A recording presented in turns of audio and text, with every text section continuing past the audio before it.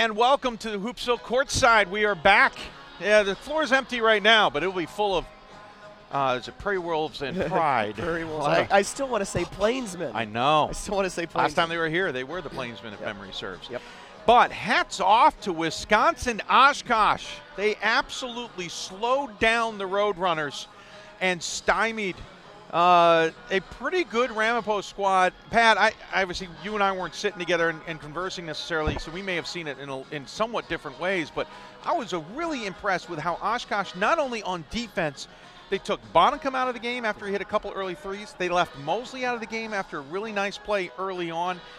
They forced Ford to become a factor, and it was almost too much for Ford to handle. Peterson played well in the first half. They shut him down in the second half, and in the meantime, they did everything on offense. Yeah, it was really impressive. Right, remember this game was 9-2 Ramapo, right, early going.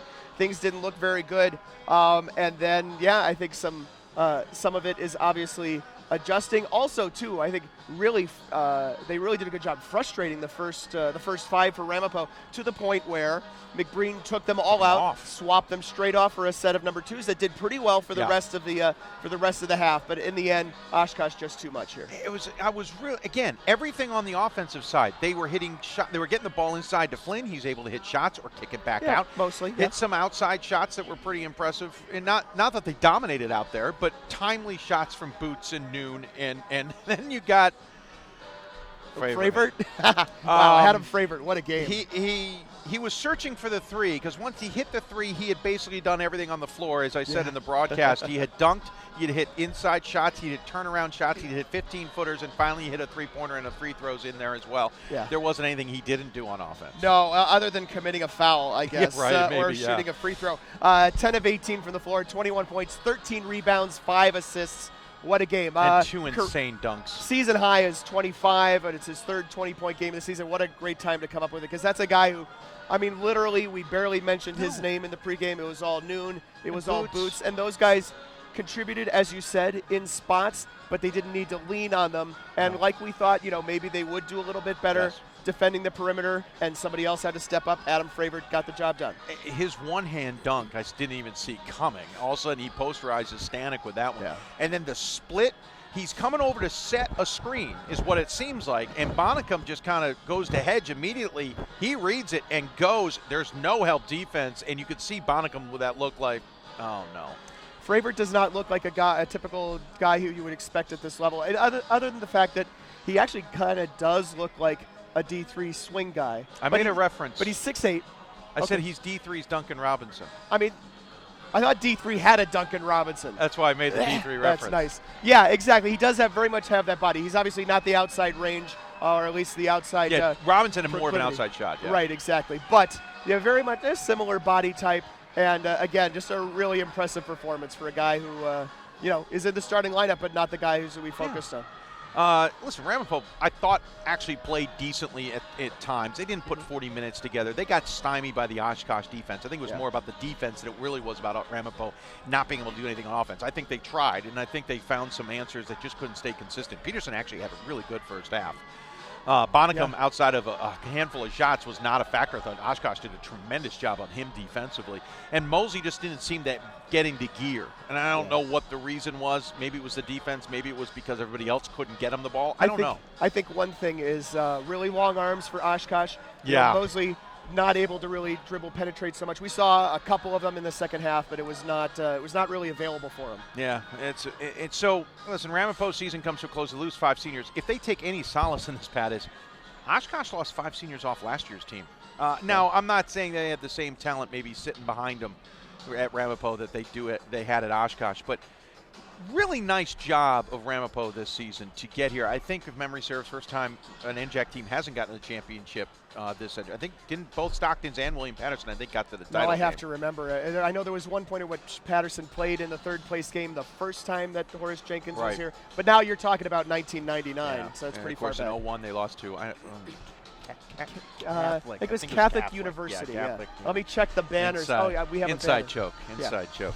I think if you're Ramapo, you take solace in the fact that you had a second five that could go out there and compete and be representative.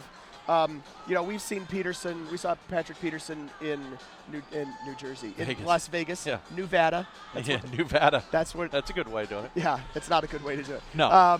And he was impressive there Yeah. in fits and starts too. And again here this evening. But like you said, in the second half, nothing really worked, and it was. Yeah, even Peterson was off. He didn't seem to be able to find a shot. By the way, Flynn had 3 blocks in this game. Yeah. Flat-footed. Yeah. I mean, yeah. And he actually, and the second or third one, Mosley double cocked, and he got it on the second one. Not as much involved in the offense as maybe would have expected. They tried to float it in a few times just to keep Ramapo honest. Yeah, and he missed the 3 free throws. Also, shout out to McHugh, how he really put the exclamation point on it at the end. Yeah, 8 points there at the end to kind of take what was a 7, 8 point game that had been consistently there. He blew it into a 15-plus point game, and all of a sudden it was over. All because of McHugh. You're right. It really impressed with Oshkosh, not because they blew you away, but that they executed. And I don't want to take anything away from Ramapo because I actually don't think Ramapo played a bad game. They just got beat, and sometimes that happens. Even when you're trying to do your best, you just can't put it all together. Yeah, I mean, they missed 7 shots in a row. They went 4 minutes at a crucial stage without scoring, and, that's basically where the game was finished off. But every single shot was contested. I don't know how many times either Long or one of the other guys would go up for a shot, and all of a sudden that defender's in them, and they got to put a little bit more arc on it, or it's not going to come down, and it ended up coming up short every time. Again, I think it's long arms. You mentioned that Flynn is big. Flynn's bigger than any of those guys on the floor, and he was, he said, blocking shots without leaving his feet. Fravert with big long arms as well. That was a real difficult combination for them to overcome. So let's transition quickly over because we got coaches ahead, and then they can break down the game. But up ahead is Nebraska Wesleyan versus Springfield, 2 teams that play completely differently. You're going to hear something on the broadcast that I think you're going to be confused by. Nebraska Wesleyan plays a Princeton-style offense, yet they like to put up 100-plus points. It's Princeton met Grinnell without the substitutions and went hog wild. You can play a Princeton-style offense at 92 possessions a game. I have no idea if that's a high number or not. I'm just throwing that out there. It's just we're so used to Princeton being a slow down. Back in the day, especially, Princeton was a slow down offense, backdoor cuts. Nebraska Wesleyan takes it to another level. That said, they're going up against a Springfield team, Pat, that's got a Jake Ross weapon that we saw here in the last few years, and a Joey Flannery as they take the court. Joey Flannery-esque, certainly don't want to make direct comparisons. That's not fair to either guy. But he's the kind of guy who can make his entire team better. And Springfield has already shown in this tournament and in this entire season, A, they can take a punch. Yep. And Charlie Brock has talked about that a lot. You'll hear about that in a second. But B, they're not fazed by that punch, and they will keep coming at you. Yeah, obviously the difference now is not necessarily even the level. They've been playing with house money for forever. Since they lost 5 in a row. Yeah, they were not a guarantee to even get into the NCAA tournament. So they've been, they've been playing with that pressure off of them. The pressure obviously now is going to be different. It's going to be a literal, full court pressure. It's going to be maintaining the pace or trying to slow it down and win the game of tempo.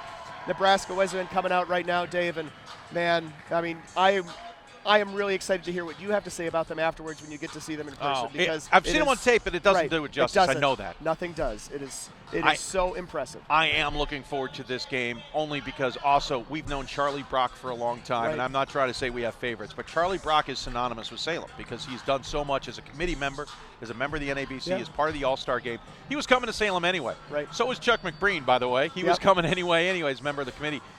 This is kind of a bittersweet thing for Charlie Brock to get his team here for the first time. And something of note, first time Charlie Brock was in the NCAA tournament, his first opponent.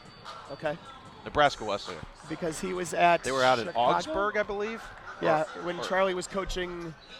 No, it was, no, that's what I'm forgetting now.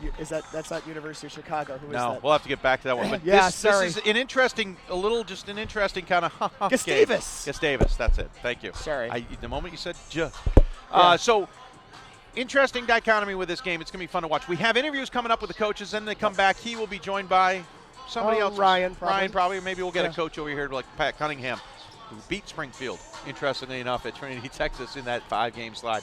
So we'll hear from the coaches. We'll hear from these guys breaking it all down. And don't forget, post-game, they'll at least start it off. I'll join them a little bit later. And I hope you don't mind joining me at NCAA.com. If not, I know these guys are doing a really good job on Twitter but scroll at D3 Hoops. But scroll up. You can watch live stats and all of that. You're watching the Hoopsville pregame. Yeah, it is pregame. Live, post-game, pregame live show here from the Salem Civic Center. Back with more after this.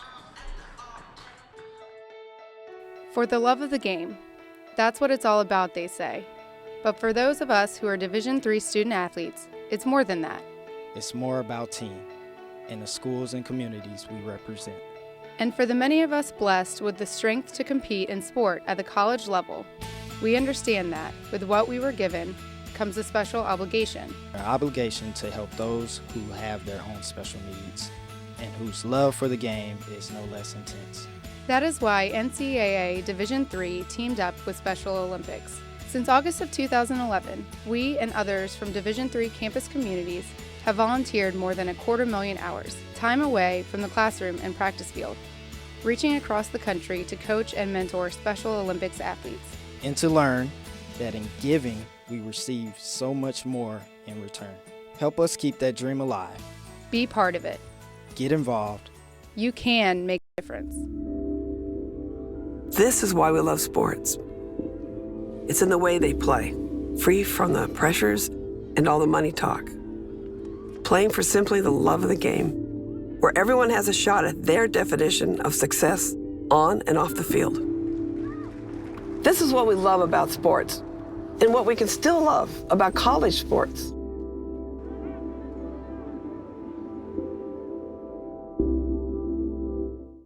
Welcome back to the Hoopsville Courtside pregame shows. I'm Dave McHugh, now joined by Springfield head coach Charlie Brock. And first and foremost, Charlie, it's not normal that we're here talking where you've got a team here, but at the same time, congratulations. This is a tremendous opportunity for the Pride.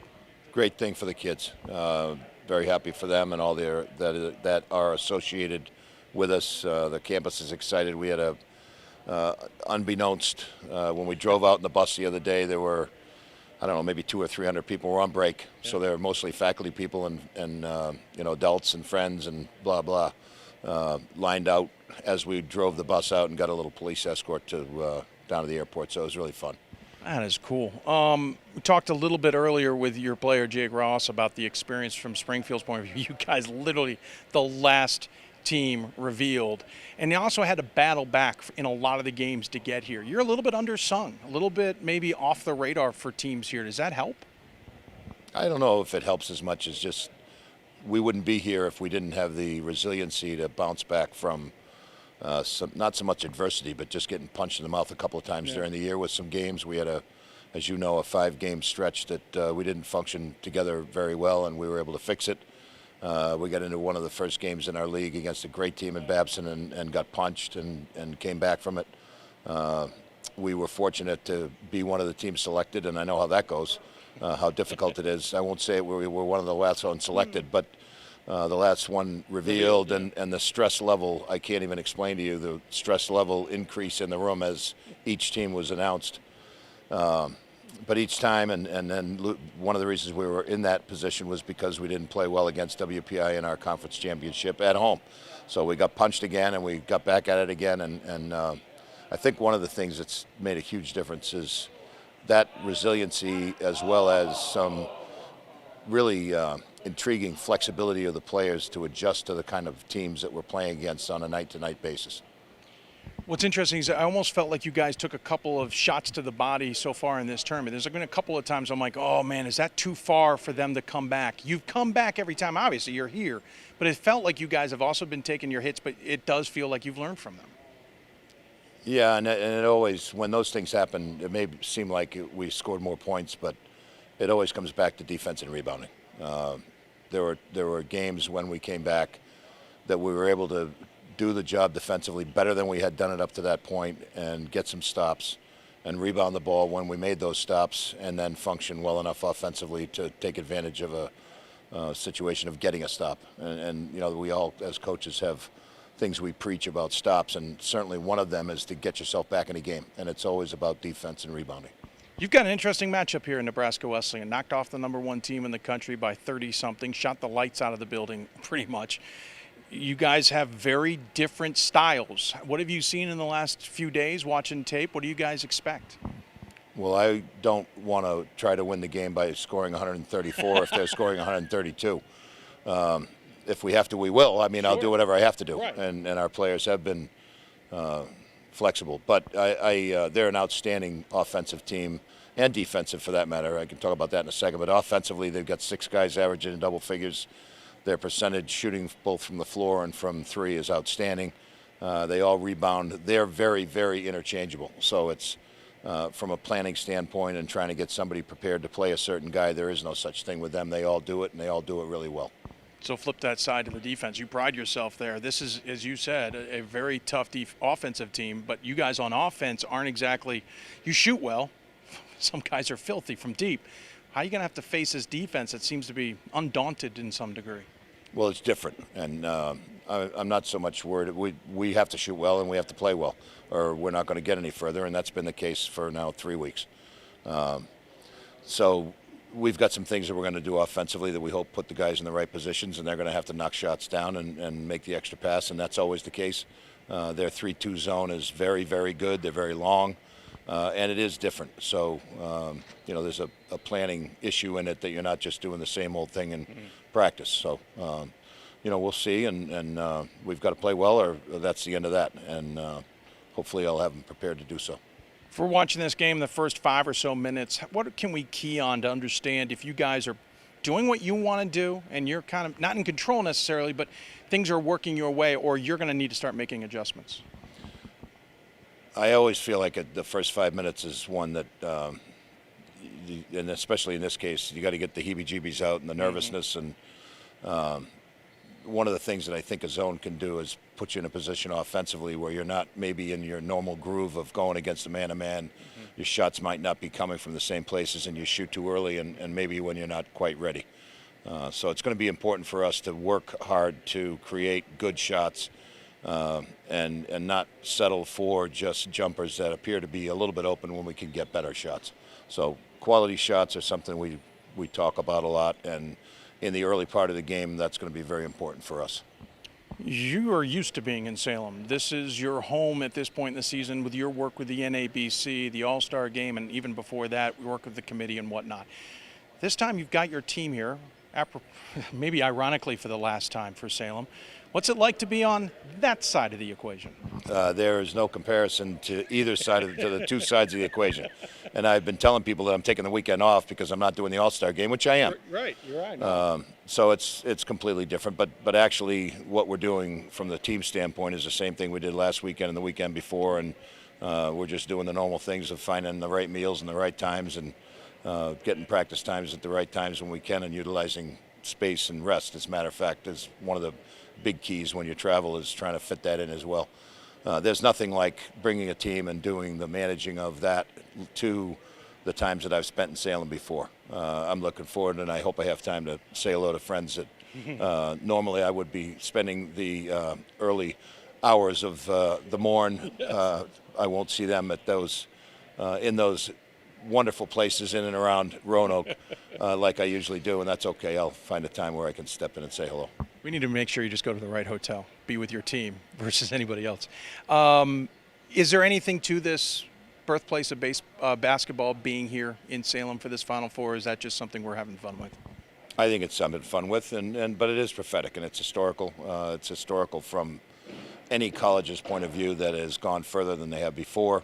That it is the birthplace of basketball, we take a great deal of pride in. I think it creates some excitement on campus and with our faculty and our administration, and so it makes it special, I think, but it's special for us. I don't know that it's any big deal for anybody else, but we've always known, and we know that when we're going in, that it's the birthplace of basketball, and so it does make it very special for us.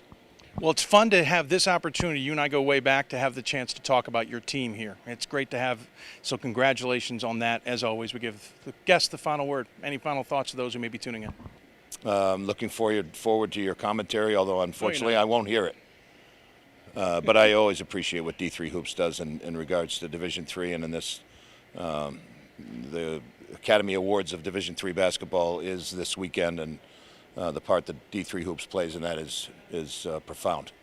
Well, thank you, sir. Congratulations again. Look forward to seeing you on the bench for non-All-Star game.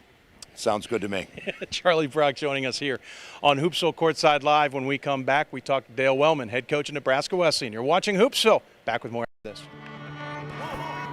I coined my definition of success in 1934. My definition of success is peace of mind attained only through self-satisfaction and knowing you made the effort to do the best of which you're capable. It's like reputation and character. Reputation is what others perceive you to be. Character is what you are.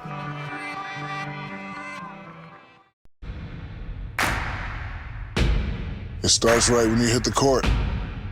You imagine your finest moment. The game-winning shot that gets you to the dance, a monster dunk or no-look pass, and cutting down the net. Sports lets us dream of our own success and prepare us for our finest moments on and off the court.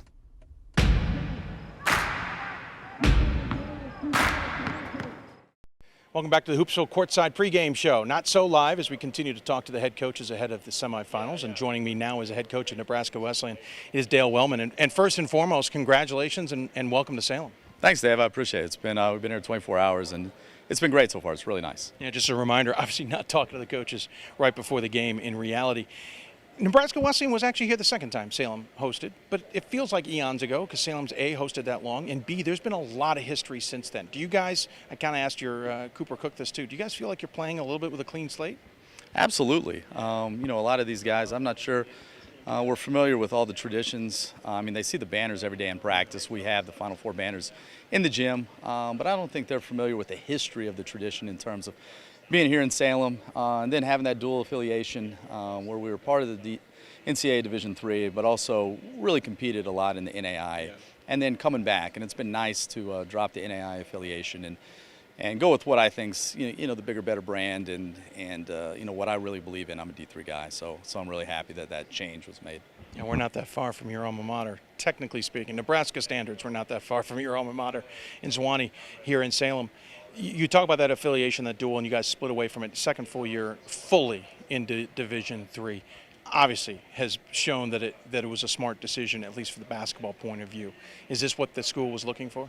Well, I think from a basketball standpoint, I think if we were still in AI, we'd want to compete at the highest level as well, sure. And try to get it, whatever that highest level may be. But absolutely, I feel very fortunate that we were able to land in the Iowa Conference. And I think our guys over these past 2 years playing, 2 full conference slates, we're able to see, what the Iowa Conference is all about, what good Division III basketball is all about. And then being able to go out and play 4 games against teams from all across the country. I think they're really beginning to understand what Division III basketball is all about and how good it is, which sometimes gets lost because we are the only NCAA Division III team in Nebraska. So the guys that we recruit from Nebraska and Kansas aren't as familiar with it. We have to sell that, obviously, in the recruiting process. But I think they're beginning to understand it and obviously really like it. You're about to take on a team in Springfield who is not exactly like the teams you've seen in the tournament so far, maybe not like a team you've seen all season long. You guys had a very kind of Dr. Jekyll, Mr. Hyde type of weekend out in Platteville, a real tight game with Platteville, kind of back and forth, get the last shot, and then Whitman, foot on the gas the whole way, blew them out the door. How do you reset for a team like Springfield? Well, I think the big thing is, no matter who you play this time of year, it's going to be a good basketball team, and they're going to be different, and we want to be able to obviously adjust and figure out what they're trying to do, but we also want to make sure that teams adjust to what we're trying to do offensively and defensively, and we like to think that we're a little different on how we approach offense and defense a little bit as well. Obviously, last weekend, it was one of those things against Whitman. We knew we were going to go against a great press, and our key thing was we had to take care of the basketball. If we were going to do that, I thought we'd be able to get some looks and be competitive. The night before, I knew we were going to play against one of the best half-court defenses that we had played all year in Platteville. I knew we had to be able to run really crisp half-court offense if we wanted to be successful, and our guys were able to do that and make some key shots. And they had a bunch of different guys that could shoot the basketball, and we were worried about behind the arc. And then against Whitman, it was they had some guys that could really get into the lane and do some different things, whether it's finish or find the open shot. So we really wanted to focus on containing the drive. So it was a lot of different things, and I like to think that our guys learn on the fly a little bit. We obviously scout, but I think you have to get out there and learn on the fly a little bit against good basketball teams this time of year.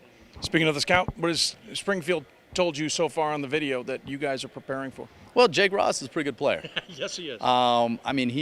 It's hard to believe he's only a sophomore. Mm-hmm. He's extremely good player. They obviously have other good players. They have few guys averaging double figures.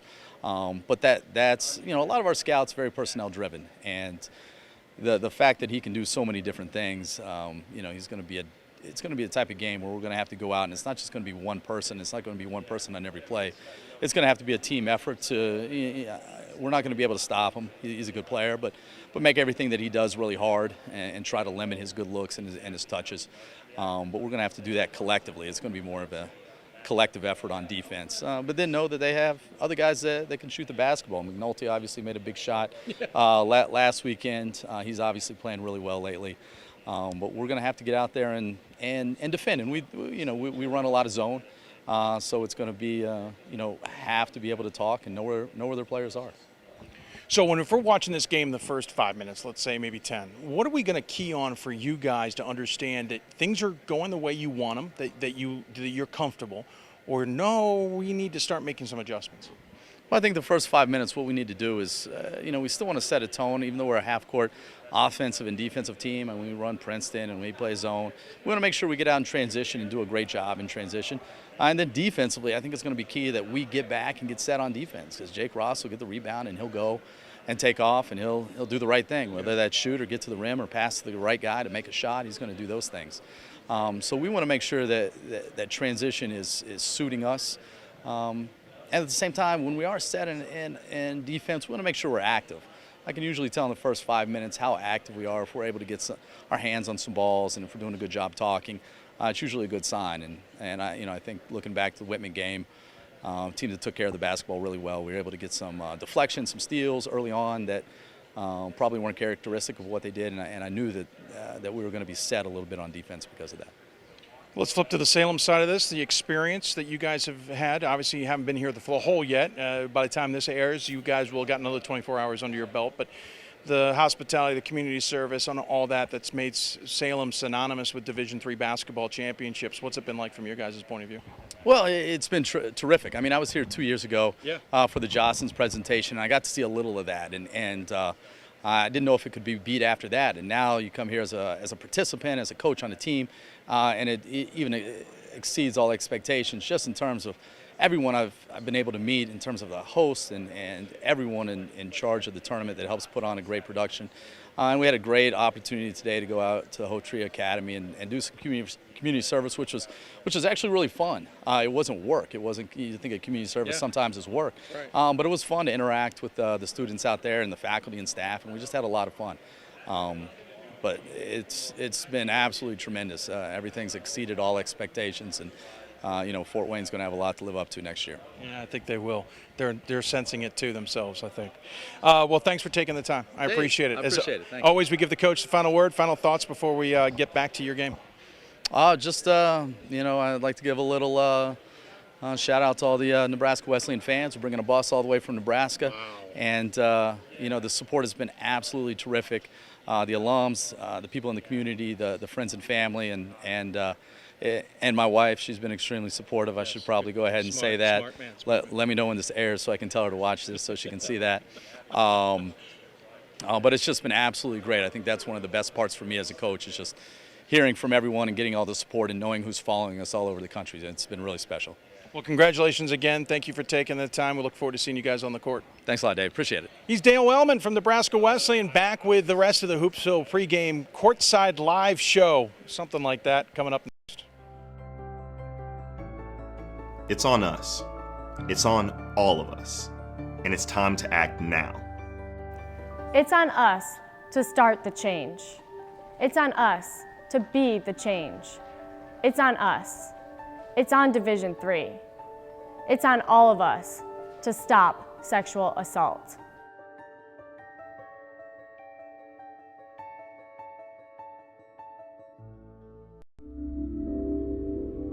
This is why we love sports. It's in the way they play, free from the pressures and all the money talk. Playing for simply the love of the game, where everyone has a shot at their definition of success on and off the field. This is what we love about sports, and what we can still love about college sports.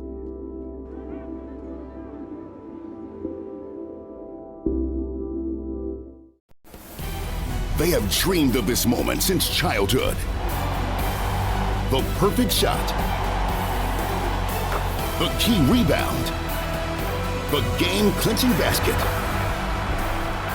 Winning a national championship. The NCAA Division III Men's Basketball Championship, March 16th and 17th in Salem, Virginia. Be there. Visit ncaa.com/tickets today. And welcome back to the Salem Civic Center here on Hoopsville Courtside as we get you ready for tip-off of the second national semifinal between Nebraska Wesleyan and Springfield. In our first semifinal, remember, it was UW-Oshkosh defeating Ramapo 73-57. I'm Pat Coleman, joined by Ryan Scott. Dave McHugh has gone over to ncaa.com to provide color for their broadcast. You can find that broadcast by scrolling down on this page. And if there's no player there now, hit refresh at some point when we're done, and that player will be there for you. You can see it there, or you can find it in our scoreboard links. But I've been looking forward to this game, Ryan, this whole week, basically, thinking about the contrasts in styles between Nebraska Wesleyan, who's going to go, end to end to the tune of 130 points with a team that wanted to run with them, and Springfield, who you've seen last weekend, is a team that's going to want to not let that happen. Yeah, I wouldn't be surprised if Springfield tries to run a little bit. They certainly are capable of doing that, but they're probably going to want to slow the ball down a little bit, especially get inside and do a little more in the interior. We talked to Jake Ross in the pregame show a couple of hours ago. We talked with Charlie Brock here just a few minutes ago. But give me your impression of Jake Ross as a player. Tell us what we're looking for. He is just a tremendously talented player. He's gotten better in my mind every time I've seen him out there. He's got an intensity you just wouldn't expect. He doesn't look like, he's going to be bigger or stronger or faster than anybody else, but you get out on the court, he's got a brain to know where to pass the ball. He's way up high in assists as well, and he can score from just about anywhere. He's a dead-on shooter from all the way to half court. That sounds to me like the prototypical Charlie Brock kind of player. Yeah, absolutely, and a NUMAC player. I mean, he reminds me of Joey Flannery and the things that he's capable of doing and the same kind of toughness. It's what you expect out of Springfield or Babson or any of those teams up there. Yeah, Joey Flannery, of course, the D3Hoops.com Player of the Year last year, leading Babson to the 2017 National Championship. Looking over at the Prairie Wolves, they come in at 28-3. We talked at length in February about, who Nebraska Wesleyan had played during the course of the season, that there hadn't been a signature win on their schedule, something that a top 25 voter could really dig their teeth into. But this is a team that, swept through this tournament, won on a hostile floor at UW-Platteville, and like we said, just blew the doors off of the number one team. Yeah, I mean, if you're looking at it on paper in terms of if you factor in talent and age, this might be the best in the country because they're very young and they're very talented. We didn't necessarily know what to expect. They suffered some injuries and things this year, right, but clearly they've proven themselves so far. They can score a lot of points and they've got a lot of weapons. Nate Shimonitz is one of those key guys in terms of both, of course, the production, but also the injuries, a guy who was not available for the first 10 or so games of the season. Yeah, and he is a tremendous player. I'm sure if he had a full season, we might be talking about him as an All-American. Just a super strong player and very confident. The team knows to go to him when they need a bucket, and they may need a few tonight. Who knows? We are looking forward to this second national semifinal. Come back after the game as well. We'll have Dave McHugh and I will have post-game wrap-up and comments, and maybe we'll be able to sneak an interview in. I don't know. Depends on how long we stay on the air. If we can get through the 10-minute cooling-off period and all the post-games, like we've done that in the past, could totally happen. But we are ready to get you to semifinal number 2. Coming up next, Springfield College and Nebraska Wesleyan University. Thanks for watching us here on Hoopsville Courtside.